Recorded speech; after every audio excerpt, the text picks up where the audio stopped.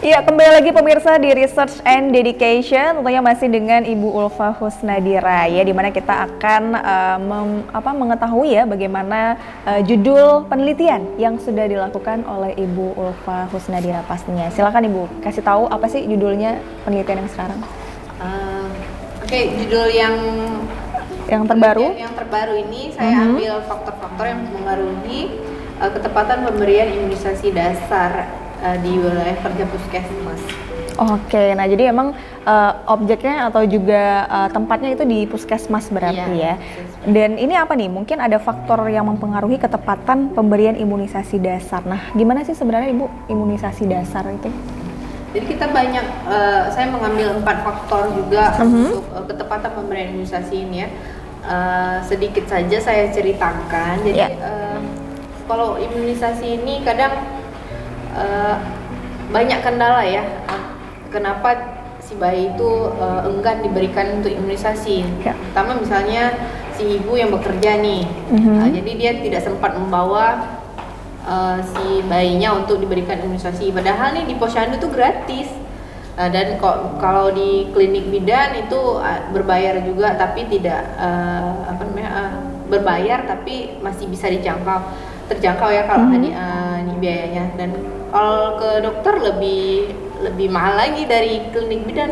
Iya. Tapi itu tadi, kalau misalnya ibu yang bekerja itu kendala ya. Kalau misalnya ada ibu yang ibunya bekerja tidak sempat membawa si bayinya, atau misalnya tidak ada dukungan dari si keluarga. Misalnya nih ada imunisasi yang menyebabkan si anak demam, malah contohnya nih ya, misalnya si suaminya lihat anaknya itu rewel, kenapa nih rewel bayinya? Ternyata karena demam. Demamnya kenapa nih? Karena diimunisasi. Jadi di situ langsung di-cut sama suaminya. Udah nggak usah lah dikasih imunisasi. Nanti anaknya demam. Jadi bulan berikutnya ya si ibu jadi karena tidak ada dukungan. Khawatir ya? Jadi itu kan menyebabkan tidak adanya dukungan dari suami. Jadi akibatnya berhenti untuk diberikan imunisasi.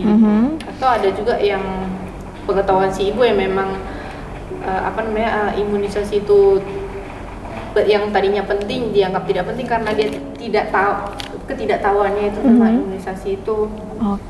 Banyak faktor-faktor yang menyebabkan kenapa imunisasi itu tidak diberikan tepat waktu. Iya, tapi emang perbedaan imunisasi dasar sama imunisasi biasa itu apa Bu? Ada? Jadi imunisasi itu ada dua ya, ada imunisasi dasar dan imunisasi lanjutan.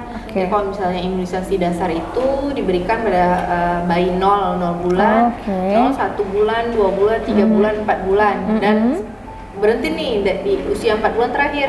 5, 6, 7, 8 itu berhenti. Jadi diberikan lagi pada saat usia 9 bulan. Oh gitu. Jadi itu imunisasi dasarnya nih.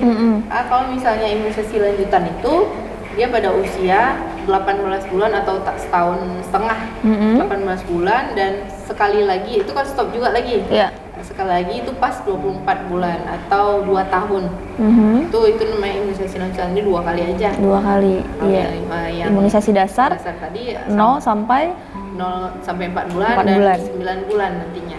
2 kali imunisasi dasar ya berarti ya? 0? Enggak lah, 0, 1 bulan, 2 bulan, 3 bulan, 4 bulan, sampai 9 bulan? Berhenti, pas 9 bulan nanti lagi lanjut. Oh gitu. Berhenti di 9 bulan. Tapi kalau misalnya emang ada ibu-ibu yang ya udah setelah 4 bulan aja gitu imunisasi, itu ada nggak?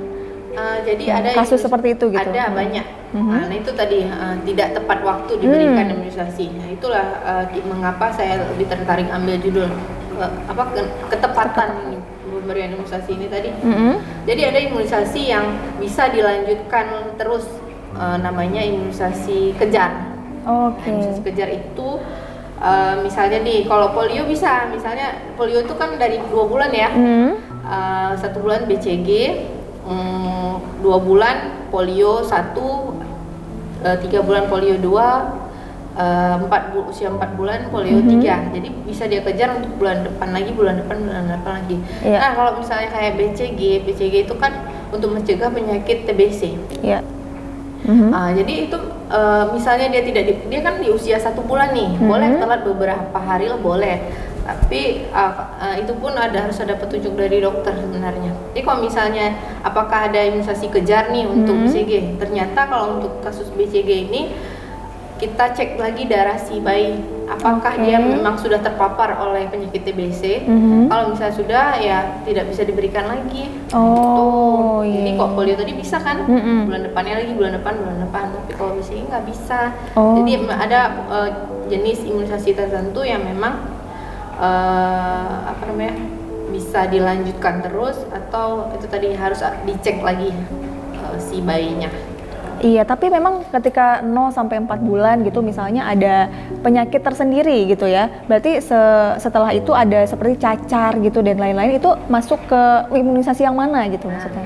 Jadi pengertian dari imunisasi ini kita harus tahu dulu nih, pengertian dari imunisasi itu kan mencegah kekebalan tubuh si bayi nih. Iya, benar. Jadi memasukkan obat atau virus yang dilemahkan ke dalam tubuh si bayi. Sehingga seandainya si bayi kena dengan penyakit tersebut, dia sudah kebal. Dalam artian, nah ini yang masih salah kaprah. Jadi masyarakat taunya, oh jadi kalau dikasih imunisasi ini anak saya nggak bakalan nih kena cacar. Iya itu maksudnya. Campak. Iya, Padahal benar.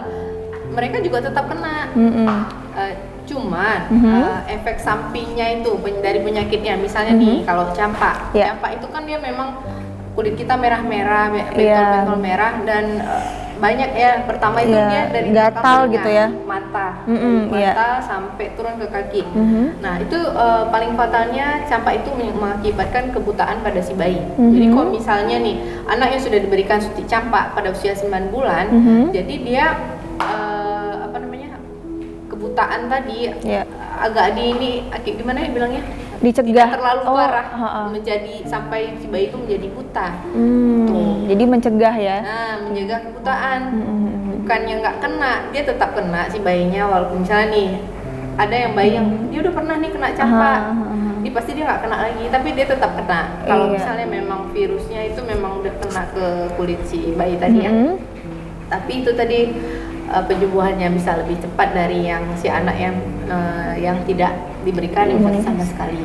Iya, nah itu dia kekebalan yang diberikan di awal gitu ya. Jadi ada kekurangan lah sedikit gitu, ada kurang gitu ya, ada bisa kita cegah gitu ya. Jadi ada sedikit tidak terlalu parah seperti itu ya, daripada memang sama sekali tidak imunisasi gitu ya. Nah selain campak atau cacar itu sendiri, sebenarnya di umur terakhir imunisasi itu berapa bulan? Terakhir udah nggak imunisasi lagi? Nah itu tadi kan imunisasi 18 bulan ya? Imunisasi dasar kan sampai 9 bulan. Imunisasi lanjutan tadi kan 18 bulan, kemudian dilanjutkan pas usia 24 bulan. Nanti ada lagi namanya imunisasi kejar tadi, di usia balita juga ada, 3 tahun ada, 4 tahun, 5 tahun. Kan SD kan ada tuh. Iya benar, SD iya. Benar. Iya. juga. Masih dilanjutkan imunisasi tersebut. Oh gitu. Banyak nih imunisasi yang untuk catin juga ada, calon pengantin kan imunisasi DT ya. Kalau yang SD tadi DT, difteri tetanus. Kalau TT tetanus toksoid ya. Itu sama kayak kalau bayi dia DPT.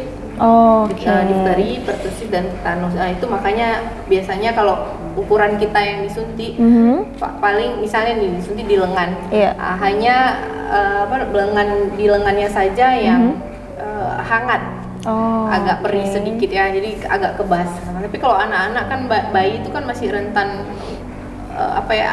dimasukkan. Biasanya di paha ya kalau bayi ya? Iya di paha. Nah kalau misalnya dimasukkan ke obatnya ke dalam tubuhnya kan jadi efek sampingnya bisa berlebihan, jadi demam si bayinya.